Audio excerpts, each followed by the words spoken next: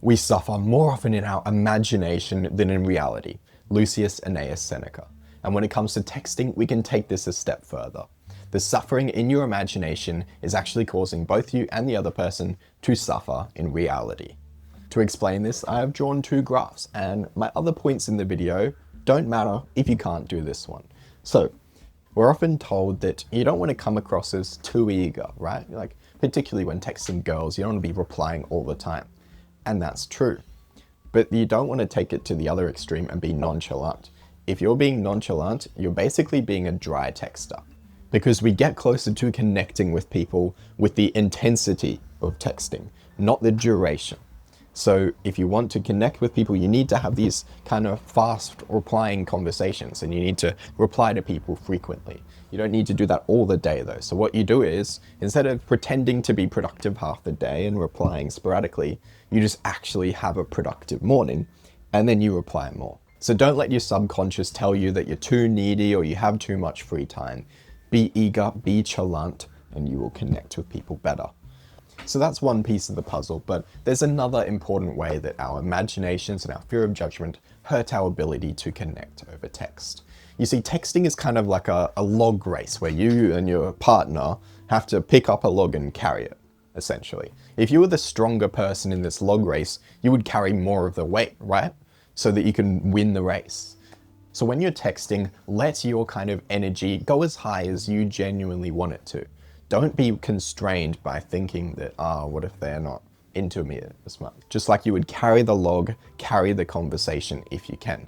But pay attention to their signals, because if they look like they really need a rest and you just keep on carrying it, you're going to crush them and you're going to lose the race. So instead, pay attention to if they look like they want to end the conversation. If they're being dry, then you let it end. But you don't half-ass it. You don't go, what if they want to end it? No, you carry the log as best as you can until they need a rest. But also, don't assume that they need a rest before they actually do. So don't assume that they want to end the texting conversation when they don't. Wait for confirmation, so continuous dry texting. This way, you're basically going to win the log race because you're going to be carrying the log as best as you can. The conversation's going to be going really well, and it stops when either of you actually wants it to stop, and not before because of your stupid imagination. But how do you actually carry this log effectively? How do you have good conversations? You want to reply and then you want to bait them. Not in like a mean way, in a wholesome way. So you're replying to everything they've said. Don't just ignore half their texts. Reply to everything. You need to give them something really obvious for them to reply to.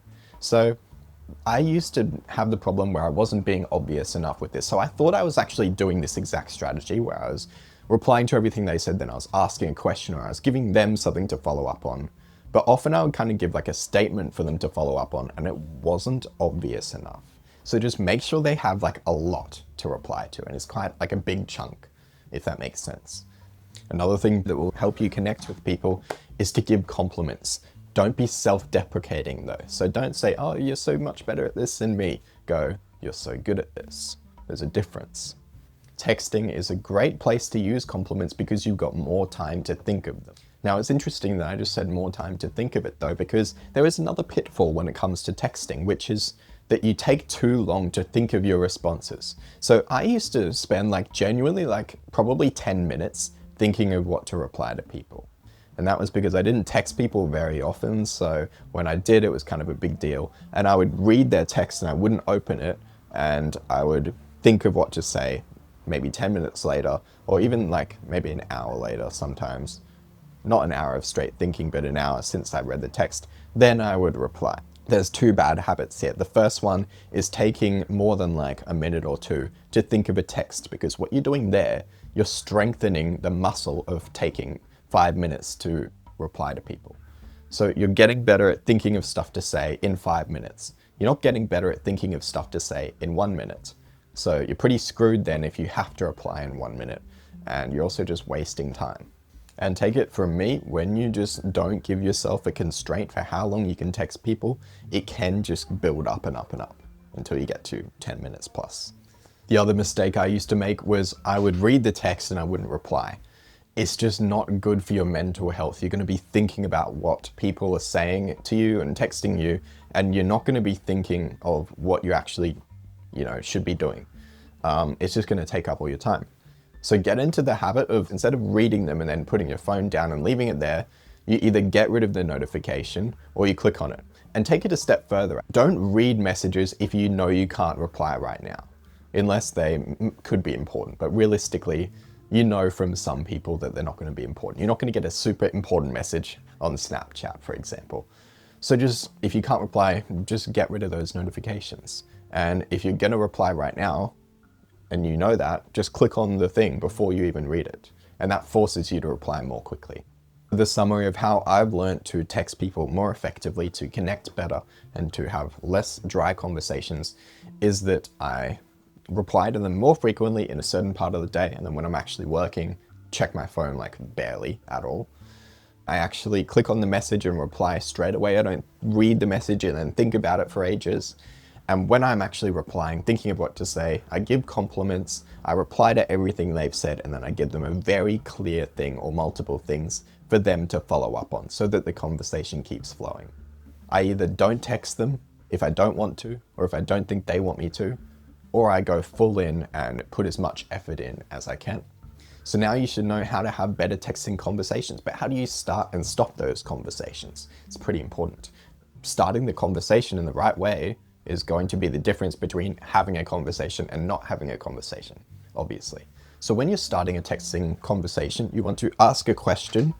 This is for friendships. For dating, you don't really want to ask a question because everyone else will be asking questions. I mean, you can, but you don't want to just ask a boring thing like, what do you study? For every other scenario, you need to ask a question and you need to make them feel important. So if you've already been talking to them, you can follow up on something that they've said in the past. So you can go, I remember you said that blah, blah, blah, and then a question. Makes them feel important and it's very easy to reply to. If you haven't, just any question that is easy to reply to. Now, if it is dating, you don't want to ask a basic question because it's not you and them, it's you, 50 other guys and them. If it's a girl on Tinder, just an extra bit. But everything that's not like dating apps follow that rule of ask a question, make them feel important. It can be as simple as a cheeky compliment and a how has X been going? And then if texting is starting to get annoying for either party involved, it's actually harming the relationship at that point. But you don't want to end the texting conversation in a bad way and risk harming the relationship even further. So ending the conversation might just be the most difficult part. And I say that it's the most difficult part because it's not the part that I've figured out the best. I'm still working on it. But what I would say, there is a few rules that I can be sure of. And the idea of not half-assing it comes up once again. If you want to end the texting conversation, end it or keep continuing with full effort. Now I'm going to go into how to end it. But if you just start being a little bit dry or not replying as much, you're hurting the relationship even more because they're going to think that you don't like them. You don't have to continue to text endlessly for people who you like. You can end the conversation, but you shouldn't end it through being dry and driving them away. So then how should you end it? Well, there's the actual there's the general kind of way, and then there's the actual logistical way. The actual logistical way is you like their message, better than leaving them unseen. So the best way to end a conversation is to invite the person somewhere and then see them in person. So if you've got an invite, kind of organizing that stuff of what time should we meet, what day should we meet, that's naturally concludes a texting conversation because you can just be like, great, I'm so excited, I'll see you then. Texting conversation safely ended. The other person isn't hurt, they still know that you like them because you've just organized something and you've ended the texting conversation. You're not continuing to text when you were sick of texting. So it ticks both boxes. Now, if you can't invite them somewhere, you can also invite them to call if you're not quite at the stage, or FaceTime. If you can't invite them somewhere because you're already seeing them, you see them once a week or something, there's several different options. If you're not sure that they're going to be going, you can go, hey, so are you coming tomorrow or next week? If they say yes, go, great, I'll see you then. I'm so excited. Again, kind of naturally wraps up the conversation and makes them feel good. The issue here is, though, that it's just difficult. It's a tricky situation, particularly when they want to keep texting and you don't. Or if they don't want to, but they're continuing to ask you questions because it's kind of like they don't enjoy texting you, but they like seeing their DMs be full. Basically, it's just tough. So you can just leave people undelivered. If they're leaving you undelivered, you can just do it as well. You can also be like, I'm not a big texter, sorry if my replies aren't very frequent, and you can hope they get the hint.